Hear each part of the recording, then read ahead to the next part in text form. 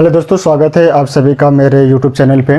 Teaching और non teaching post की permanent vacancy आई हुई है और ये सभी की सभी जो पोस्ट है वो आपका डायरेक्ट रिक्रूटमेंट के थ्रू रिक्रूट किया जा रहा है। डायरेक्ट रिक्रूटमेंट का मतलब ये नहीं होता है कि आप गए और इंटरव्यू दिए और आपका सिलेक्शन हो गया। डायरेक्ट रिक्रूटमेंट का मतलब ये होता है कि जो प्रोसीजर है परमानेंट स्टाफ को रिक्रूट करने का, उस प्रोसीजर के थ्रू जो है ये रिक्रूटमेंट हो रहा है। यानी कि जिनका भी इसमें सिलेक्शन होगा वो परमानेंटली जो है रिक्रूट किए जाएंगे। इसमें ऑनलाइन जो आवेदन है वो शुरू हो चुका है और इसका जो लास्ट डेट है और कौन कौन से डिपार्टमेंट है उसको अब हम लोग देख लेते हैं। तो चलिए वीडियो को स्टार्ट करते हैं। सबसे पहले जो है हम लोग डिपार्टमेंट को देख लेते हैं और कौन कौन से पोस्ट आए हुए हैं। तो जो सबसे पहला आपका टीचिंग में है, यहाँ पे प्रोफेसर का पोस्ट आया हुआ है। जो सबसे पहला आपका स्कूल है वो है आपका स्कूल ऑफ फोरेंसिक साइंस, इसमें 1 पोस्ट की वैकेंसी आया हुआ है। दूसरा जो है वो है आपका स्कूल ऑफ लीगल स्टडी, इसमें भी जो है आपका 1 पोस्ट की वैकेंसी है। और थर्ड नंबर पे आपका है school of science and technology, इसमें जो है आपका डिसिप्लिन में आपका कंप्यूटर साइंस है और ये भी जो है 1 पोस्ट की वैकेंसी आया हुआ है।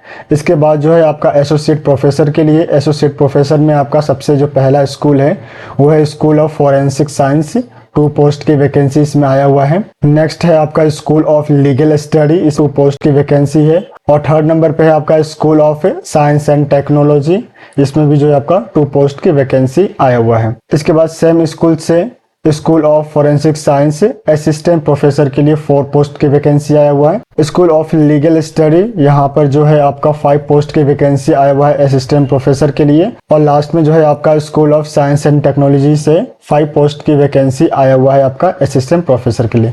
तो जो टोटल आपका वैकेंसी है आपका वो है 23। इसके बाद जो है हम लोग नॉन टीचिंग पोस्ट को देख लेते हैं। नॉन टीचिंग पोस्ट में सबसे जो पहला आपका पोस्ट आया हुआ है वो है आपका असिस्टेंट रजिस्ट्रार के लिए। टोटल जो इसमें वैकेंसी आया हुआ है वो आपका 4 पोस्ट के लिए है। 2 जो है आपका अनरिजर्व कैटेगरी में, 1 आपका SC कैटेगरी में है और 1 जो है आपका OBC कैटेगरी में आया हुआ है। इसके बाद जो है सेकंड आपका साइंटिफिक ऑफिसर, यहाँ पे 3 जो है आपका अनरिजर्व कैटेगरी में आया हुआ है, 1 जो है आपका SC कैटेगरी में और 1 जो है आपका OBC कैटेगरी में आया हुआ है। टोटल जो पोस्ट है वो है आपका 5। लास्ट में जो है आपका असिस्टेंट लाइब्रेरियन के लिए आया हुआ है, 1 पोस्ट की वैकेंसी है और ये अनरिजर्व कैटेगरी में है। तो नॉन टीचिंग में आपका जो टोटल पोस्ट है वो है आपका 10। ये जो वैकेंसी है ये आपका आया हुआ है Uttar Pradesh state institute of forensic science Lucknow से। यहाँ पे जो है एडवर्टाइजमेंट नंबर यहाँ पे मेंशन किया हुआ है और पब्लिश डेट जो है वो है आपका 7 मार्च 2024। यहाँ पे जो है मेंशन किया हुआ है guideline procedure for direct recruitment. जैसे मैंने आपको बताया, डायरेक्ट रिक्रूटमेंट का मतलब होता है कि परमानेंट स्टाफ को रिक्रूट करना, और जो परमानेंट स्टाफ रिक्रूट होते हैं तो उनके जो प्रोसीजर होते हैं उनको वो पूरा फॉलो करना होता है, जैसे कि रिटन टेस्ट, इंटरव्यू, ये सारी चीज़ें यहाँ पर देना होता है। इसके बाद जब आप PDF को स्क्रॉल करके नीचे जाएंगे तो यहाँ पे जो ऑनलाइन एप्लीकेशन है वो यहाँ पे स्टार्ट हो चुका है और ये स्टार्ट हुआ था आपका 12 अप्रैल 2024 से।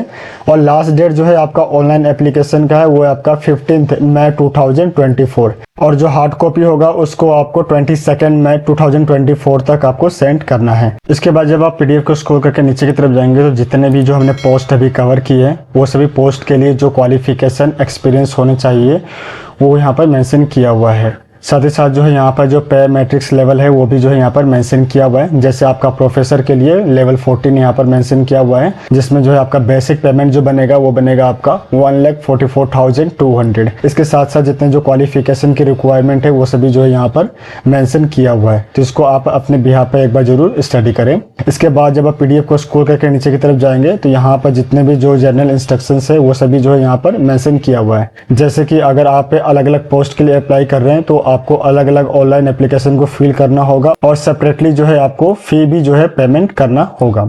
ऑनलाइन एप्लीकेशन को फिल करने के बाद में उसको आपको डाउनलोड कर लेना है। डाउनलोड करने के बाद में आपके जो डॉक्यूमेंट्स है उनको सेल्फ अटैच करके यहाँ पे जो है बाई रजिस्टर्ड पोस्ट या फिर जो है स्पीड पोस्ट के थ्रू जो है आपको सेंड करना है। सेंड करते समय जो एनवलप होगा जिसमें आपके डॉक्यूमेंट्स होंगे उसके ऊपर जो है आप किस पोस्ट के लिए अप्लाई कर रहे हैं वो उस पर मेंशन होना चाहिए और उसके साथ साथ जो है किस स्कूल में आप अप्लाई कर रहे हैं उस स्कूल का जो नेम उस पर मेंशन होना चाहिए। उसके बाद जो जितने भी जो इंस्ट्रक्शंस है वो सभी यहाँ पे मेंशन किया हुआ है। सेंड करने के लिए जो एड्रेस है वो यहाँ पर आपका मेंशन किया हुआ है, इस एड्रेस पे जो है आपको सेंड करना है। एप्लीकेशन फ़ी की अगर हम बात करें तो अगर आप जनरल OBC या EWS कैटेगरी से बिलोंग करते हैं तो ऐसे कंडीशन में आपको 2500 रुपीज़ जो है पेमेंट करना होगा हर एप्लीकेशन के लिए। अगर आप SC ST या फिर PWD कैटेगरी से बिलोंग करते हैं तो आपको 2000 रुपीज़ जो है पेमेंट करना होगा एज ए एप्लीकेशन फ़ी। जो लास्ट डेट है हमने ऑलरेडी डिस्कस कर लिया हुआ है। इसके बाद जो जितने भी जो गाइडलाइंस यहाँ पे दिए हुए इनको आप अपने बिहाफ पे एक बार ज़रूर स्टडी करें।